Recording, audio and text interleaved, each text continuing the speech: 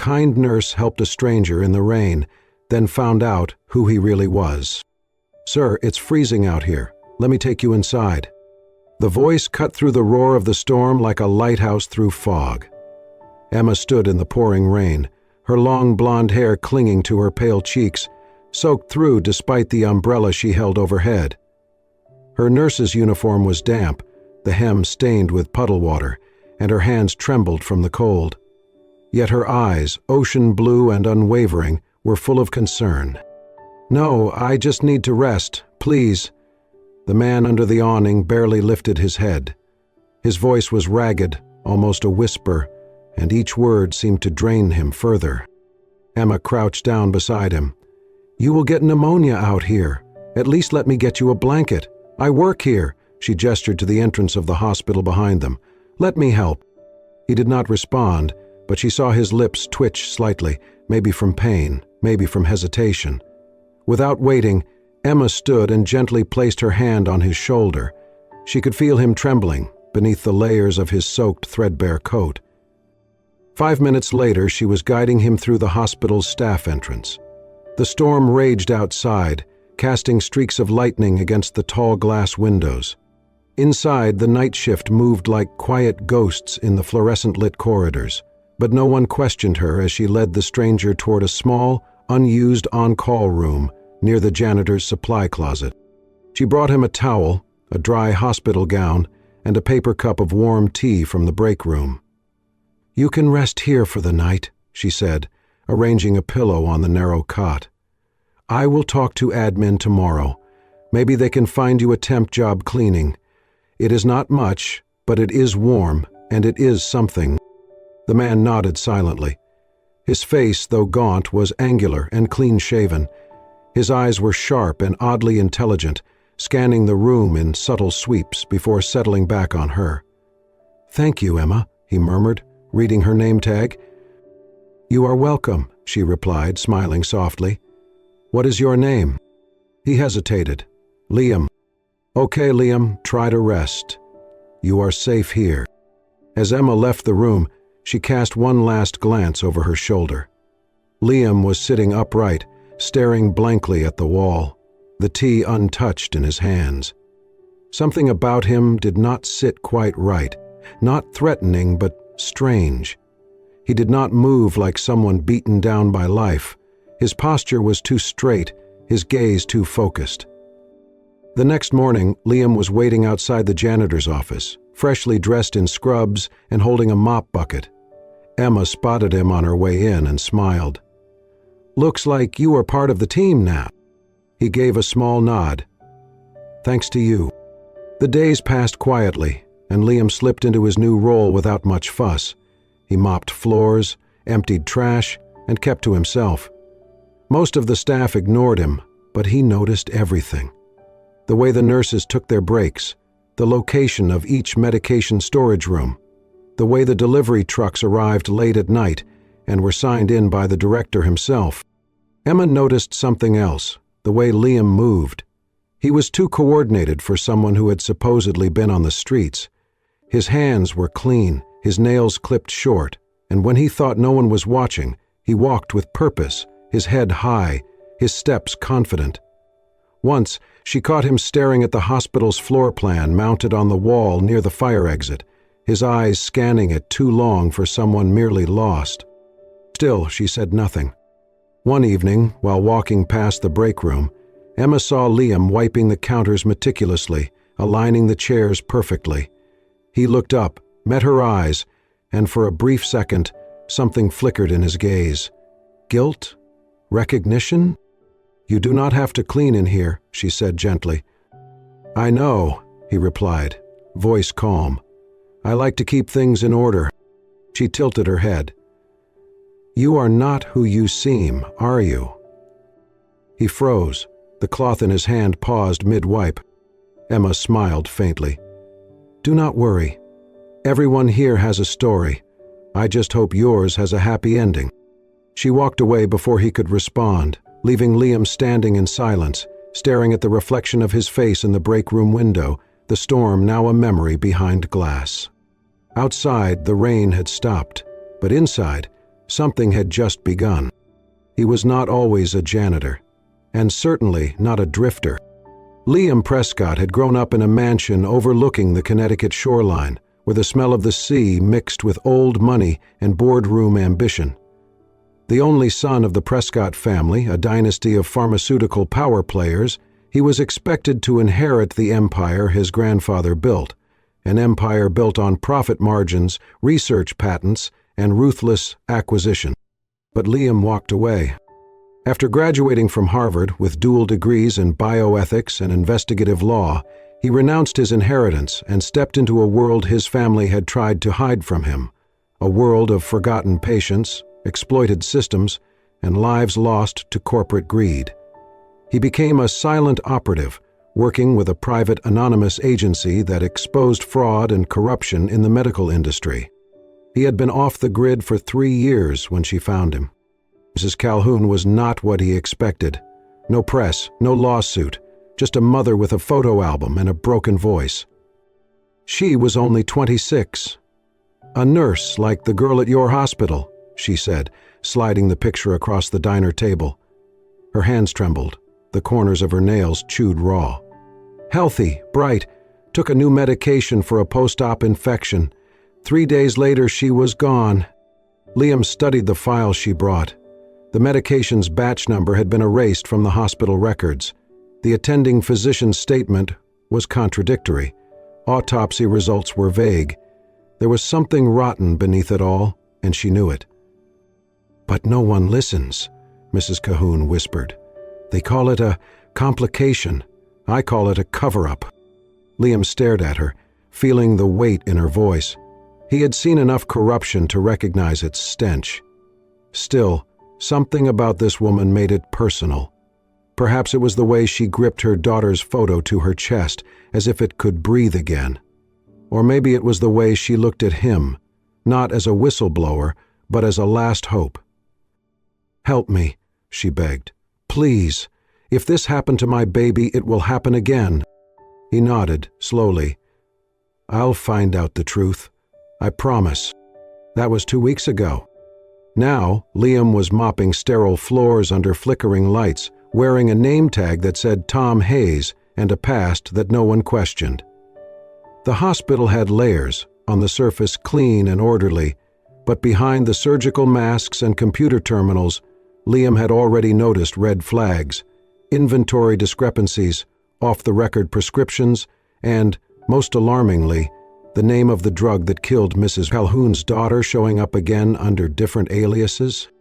He kept notes in a small waterproof notebook hidden inside a hollowed-out cleaning spray bottle. Every shift, he gathered more data. But he needed access, deeper, higher, and for that, he had targeted someone. Emma.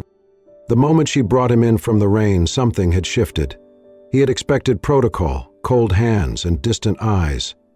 Instead, she gave him warmth. A blanket, a job, a name. And he hated himself for it. She was exactly the kind of person the system devoured, compassionate, overworked, underpaid, and too kind for her own good.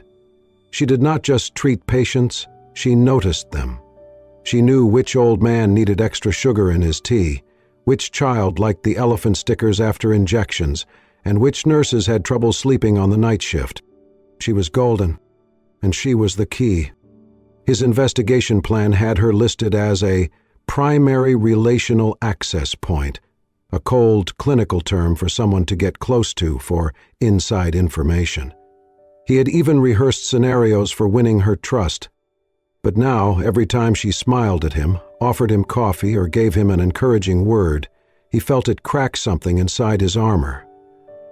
One night, after she lent him her locker combination so he could change clothes faster, he stood in front of the small mirror inside, staring at her photo taped to the corner, probably from a staff birthday party, her cheeks flushed with laughter. A note was scribbled beside it. "Kindness costs nothing, but it changes everything." He slammed the locker shut. Crisis surged. Emma was not supposed to matter. She was supposed to be a means to an end. But now she was the part he could not lie to. And yet, lying was all he had left. The days blurred together in the soft hum of hospital life, beeping monitors, the shuffle of nurses' shoes, and the occasional quiet sob echoing down sterile hallways. In this subdued chaos, Emma and Liam found their rhythm. Emma was patient with him. She showed him how to sanitize the equipment carts properly, how to fold the towels the way the senior nurses liked, and where to sneak a break without getting caught. She never treated him like he was less, not once. "See this closet?" she whispered one afternoon, pulling him aside. "Best vending machine on the 3rd floor. The coffee's terrible, but the granola bars are magic." They shared a laugh, and for a moment Liam forgot why he was really there. Sometimes they had lunch in the cramped staff break room, sitting across from each other with plastic trays and tired eyes. Emma told him about her hometown in Wisconsin, how she used to play piano before her shifts got too long, and about her dream to one day open a hospice for low-income families. Liam mostly listened, nodding, asking questions, but every so often he would drop a comment that surprised her, a reference to a rare medical study or an insight into pharmaceutical supply chains. "You're awfully smart for a janitor," she teased once, raising an eyebrow. He smiled, keeping it vague. Had a different life once. There were moments, brief, unspoken, when something stirred between them, like the night Liam sliced his palm on a cracked mirror in the maintenance hall. He tried to shrug it off, but Emma insisted on cleaning the wound herself. "Sit down," she said, pulling out gauze and antiseptic. "You're not impressing anyone by bleeding quietly." She wrapped his hand gently, her fingers brushing his skin. The warmth lingered longer than it should have. "You always take care of everyone else," he murmured. Emma looked up, startled by the softness in his voice. "It's just what I do." He wanted to say more, wanted to tell her that it was more than just duty, that she carried kindness like armor, and it was the most disarming thing he had ever seen. But he stayed silent. One night, as he mopped the hallway outside the nurse's station, he heard her voice through the thin door. It was low, strained, almost a whisper. "Yes, Mom, I know. I'll send something by Friday. Just don't skip his meds, okay?" "I'll figure it out." Pause. "No, don't tell Dad. He's got enough to worry about. I'll cover the copay somehow." Liam stopped, heart tightening. He had assumed Emma was just kind, just good. He never imagined she was carrying burdens of her own, that behind every smile she offered the patients was a weight she never spoke of. That night, long after the staff had gone home and the halls were dark, Liam stood before the old donation box near the chapel. He held an envelope in his hand, cash from the emergency fund he kept hidden, not part of the mission, just his. He slipped the envelope in quietly and filled out the donor slip. "For Nurse Emma, from someone you once made smile." He walked away before anyone could see. The next morning, Emma read the slip posted on the bulletin board and blinked twice. She clutched it in her hands, staring at the simple handwriting. She looked around, eyes searching the room. Liam was across the hall, pushing a mop, pretending not to notice her. That night, he found her waiting for him in the break room with 2 sandwiches and a warm smile. "You're a good listener," she said softly, handing him the food. "And you always seem to be in the right place at the right time." "I'm lucky like that," he said. They sat in silence, eating, the fluorescent light above them flickering just a little. But inside Liam, something had started to fracture. The second crisis was forming. This was not supposed to happen. He was supposed to gather intel, write a report, and disappear. Instead, he found himself watching the way Emma tucked her hair behind her ear, or how she bit her lip when concentrating on a chart. He found himself caring, and that terrified him more than anything. It happened on a quiet Tuesday night, the kind of evening when the hospital seemed to hold its breath between emergencies. Emma had stayed late to finish charting and was heading back to the break room when she noticed a strange glow coming from the records office across the hallway. The lights were supposed to be off, Only department heads had access after hours. She approached quietly, her footsteps muffled by the old linoleum floor. Inside, Liam stood, hunched over the computer. His janitor's badge was clipped to his pocket, but he moved with the speed and familiarity of someone who had done this before. The monitor displayed a patient file, not just any file, but one from 6 months ago, marked Archived. The name caught her eye. It was the same last name Mrs. Calhoun had once whispered in the ER waiting room. Emma's heart dropped. "Liam?"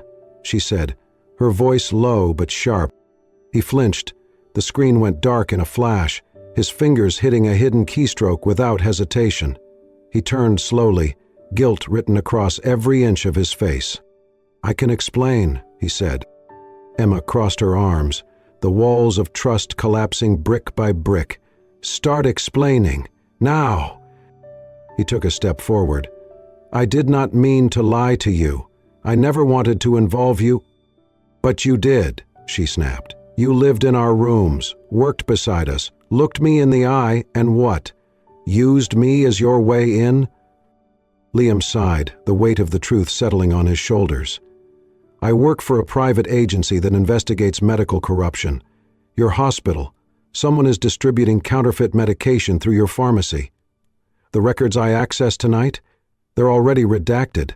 Someone is hiding a paper trail." Emma's voice shook. "You pretended to be homeless. You lied about everything." "No," he said quickly, "not everything. The person I was around you. That was real. I meant it, all of it." She stared at him, pain flashing in her eyes. "You used my kindness for your gain?" "I used it," he admitted, his voice barely above a whisper, "and I regret it every day since." Silence stretched between them like a canyon. Emma looked away first. Her hands were clenched into fists, trembling. "How long have you been doing this?" she asked, her voice cold. 3 years, Liam replied. "But this time was different." "Because of me?" "Yes," he said, no hesitation in his voice. She shook her head, tears forming but not yet falling.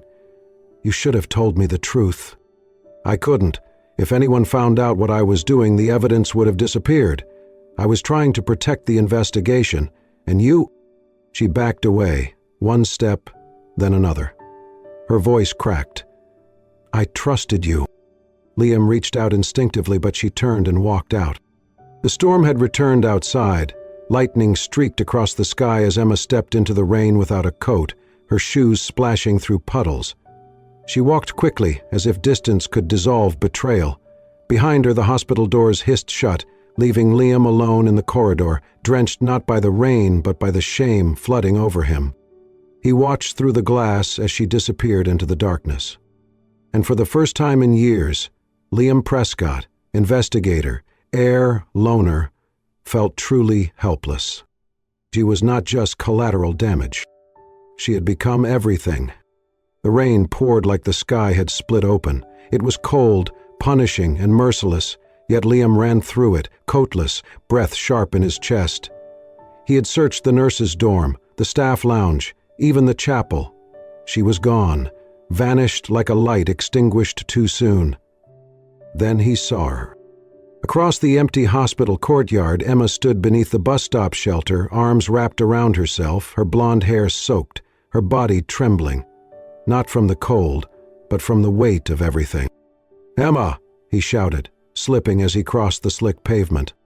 She turned, startled, her face pale and drawn. "What are you doing here?" Liam stopped a few feet away, drenched and breathless. "I had to find you." "You've said enough," she replied, voice brittle. "No," he said, stepping closer. "I haven't. Not the things that matter." She folded her arms tighter. "Then say them. But don't expect me to believe anything anymore." He nodded, the rain streaming down his face like tears. "I never meant to fall for you. But the night you pulled me in from the rain, that night changed everything. I wasn't just some guy with a job to do. You saw me when I wasn't pretending, and that terrified me." Emma didn't speak, but she didn't walk away either. Liam continued, his voice cracking. "My mother died when I was 18, cancer. She trusted a system that failed her. They gave her hope, then took it away, piece by piece.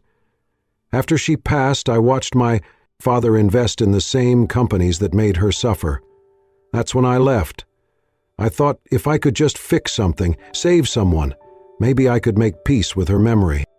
He reached into his pocket and pulled out a small folded cloth, protected inside a waterproof pouch. He unfolded it gently and held it out. It was a white handkerchief, hand-stitched. On the corner, in delicate embroidery, was her name. "Emma, I had this made the week after you helped me. I didn't know why at the time. I just knew I wanted to remember the moment someone made me believe again." She took the cloth slowly, her fingers brushing his. For a moment, neither moved.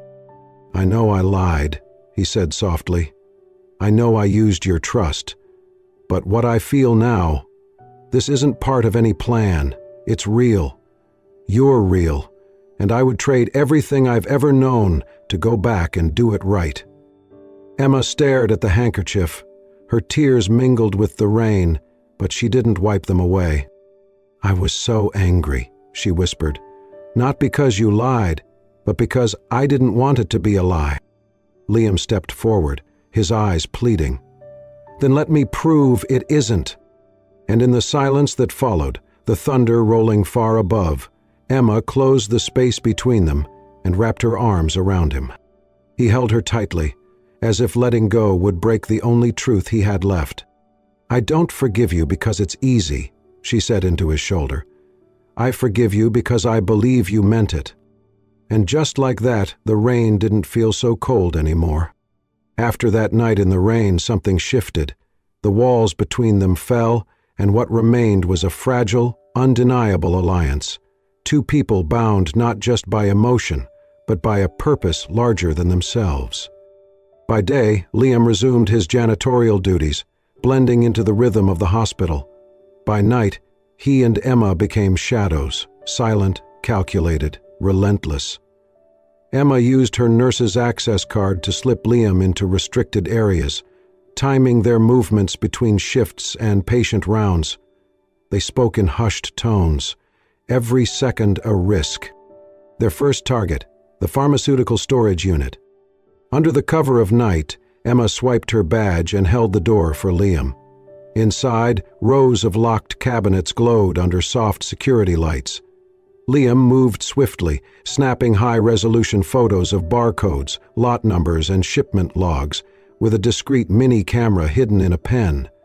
Emma stood watch by the door, heart pounding at every creak of the floor. Liam whispered, scrolling through a digital chart on his phone. "They don't match FDA-approved batches. Look, this brand hasn't passed a single compliance test." Emma's breath caught. "You mean patients are being treated with fakes?" "Not just treated," Liam said grimly. "They're being billed full price." Over the next 2 weeks, they dug deeper. Emma intercepted internal memos, printed invoices, and deleted emails recovered from the recycle bin of a forgotten staff terminal. Liam decrypted encrypted files from the hospital director's shared drive, revealing a damning pattern. The director, Dr. Halbrook, was receiving kickbacks from a shadowy pharmaceutical company in exchange for purchasing counterfeited drugs at reduced prices. The margin? Pocketed through shell accounts and laundered through hospital donations. "This explains the sudden budget surplus," Emma murmured, scanning the report. "And the director's new car." They knew they were getting close, too close. One night, as Emma exited the records room, she felt a chill crawl up her spine. Liam was already waiting in the break room, reviewing data. "We need to act soon," he said, "before they catch on." But it was already too late. The next day, Dr. Halbrook summoned Emma to his office. He was calm, too calm. "Miss Hayes," he began, locking the door behind her, "interesting choice of late-night activity lately." Emma froze. Her badge. The surveillance system. "I don't know what you're talking about," she said carefully. "Oh, I think you do." He leaned forward, placing a printed photograph on the desk, an image of her and Liam entering the pharmaceutical storage unit.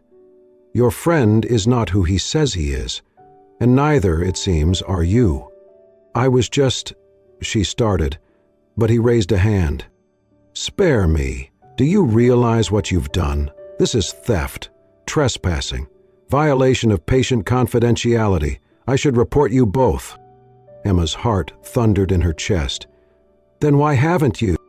He smirked. "Because I'm offering you a deal. Stay quiet. Disappear. I'll make sure your license isn't revoked. You'll keep your little job." He walks away, no charges, clean slate. Emma stared at him, revulsion twisting in her gut. "And if I say no?" His smile faded. "Then I'll bury you both." Later that evening, Liam found her in the supply closet, her hands shaking as she relayed everything. "We have to go public," she whispered. "Now." "I agree," Liam said, his voice calm but resolute. "But we need to make it stick. Evidence alone isn't enough. They'll claim it's fabricated." Emma reached into her bag and pulled out a flash drive. "Already sent. I gave a copy to an investigative journalist. They're waiting for confirmation. One email from us, and it's front-page news." He stared at her, awed. "You're incredible." "I'm angry," she replied, "and tired of people like him getting away with it." Crisis struck fast. The next morning, both Liam and Emma were escorted from the premises. Security cited ongoing investigation and gross misconduct. Emma was stripped of her badge. Liam was told he'd be facing legal action for identity fraud. But they walked out with heads high, because 30 minutes later, every major local news outlet received the story. Front-page headlines blared. Hospital director implicated in counterfeit drug scheme. Internal whistleblower provides evidence. Photos, documents, transaction trails, patient testimonies began to surface. Former employees stepped forward. The media storm was swift and unforgiving. By noon, the hospital board suspended Dr. Halbrook indefinitely. By nightfall, law enforcement raided his office. Emma sat beside Liam in a quiet diner off 7th Street, watching the story unfold on a muted TV behind the counter. She clutched his hand. "You did it," she whispered. He shook his head. "No, we did." And for the first time, the truth felt like a beginning, not an end. The story exploded across every major network. Reporters camped outside the hospital gates. Camera crews followed staff members to their cars. Headlines screamed corruption, negligence, and betrayal. But at the heart of it all were two unlikely whistleblowers, an undercover investigator and a nurse with a conscience. Liam sat before a panel of federal agents, his expression calm but resolute. He handed over flash drives, binders, and decrypted files. Each document was a brick in the wall of evidence that proved Dr. Halbrook's involvement in the counterfeit drug scheme. The names of the companies, the offshore accounts, the altered medical records. "This wasn't just theft," Liam said during a live interview with a national news anchor. "This was murder dressed up as medicine. People trusted this system with their lives. And some never got them back." Across town, Emma stood inside a packed courtroom, her hands folded tightly in her lap.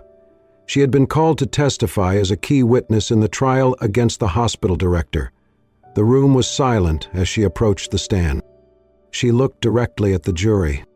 "I remember the night Mrs. Calhoun came in," she began, voice steady despite the weight of grief. Her daughter had just died. She sat alone in the hallway for hours, clutching a photo, rocking back and forth. She wasn't loud, she didn't scream. She just broke. Emma paused, her voice faltering. "And I told myself it was just a tragedy, that we'd done everything we could, but now I know we didn't, and I can't be silent anymore." Gasps rippled through the courtroom. Dr. Halbrook, seated across the room with his lawyers, stared blankly ahead, the mask of control finally cracking. The prosecution's evidence painted a damning picture. Falsified drug purchases, laundered money, complicit administrators. Testimonies from former employees and patient families only deepened the blow. The verdict came swiftly. Guilty. Dr. Halbrook was sentenced to 15 years in federal prison for fraud, conspiracy, and reckless endangerment. Several of his accomplices faced similar charges. The pharmaceutical company involved was shut down. Its executives were indicted. But it wasn't just a legal victory. It was a human one. After the trial, Mrs. Calhoun approached Emma and Liam in the courthouse hallway. Her hands trembled as she reached for them. "She can rest now," she whispered. "You gave her justice." Tears streamed down her face as she pulled them into a trembling embrace. "I never thought anyone would care this much," she said through sobs. Thank you both." Liam held her gently. It was never just about exposing the crime. It was about remembering the people it hurt. Emma nodded, wiping her tears. She mattered. They all did. Outside the courthouse, a sea of reporters waited. But for once, the flashing cameras didn't feel invasive. They felt like light breaking through a long night. Justice had come. Not perfectly, not painlessly, but it had come. And it meant that no one had suffered in vain. 1 year later, the rain had returned, but this time it was soft, cleansing, and full of promise. In a renovated wing of the old community clinic on Oak Ridge Avenue, streamers fluttered in the breeze and chairs lined the sidewalk. Volunteers in white and lavender shirts bustled around, setting up tables of pamphlets, medical supplies, and warm drinks. At the center of it all stood a sign, hand-painted with care. Emma's Light, a new hope for honest healthcare. Liam adjusted his tie nervously, watching from the sidelines as the final preparations were made. The building, once neglected, now buzzed with life. Inside, patients already waited for checkups, consultations, and access to safe, affordable medication.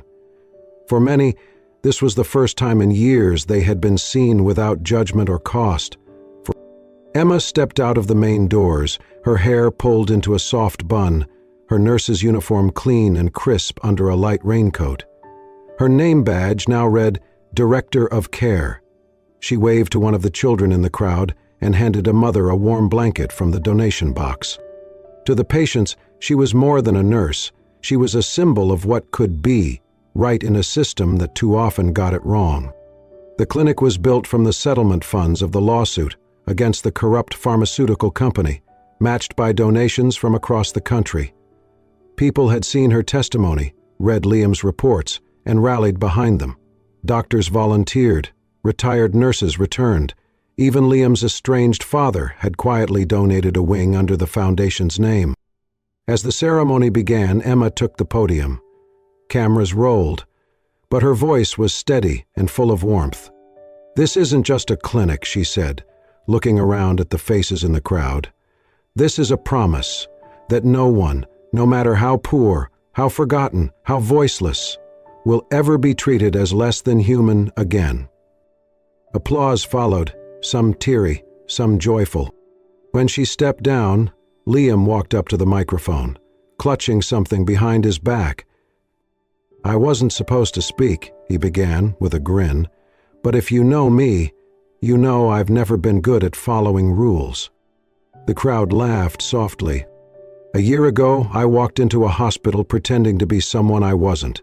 I had a mission, a plan, a purpose, but I didn't know I would meet someone who'd change all of it, someone who would remind me what kindness really looks like."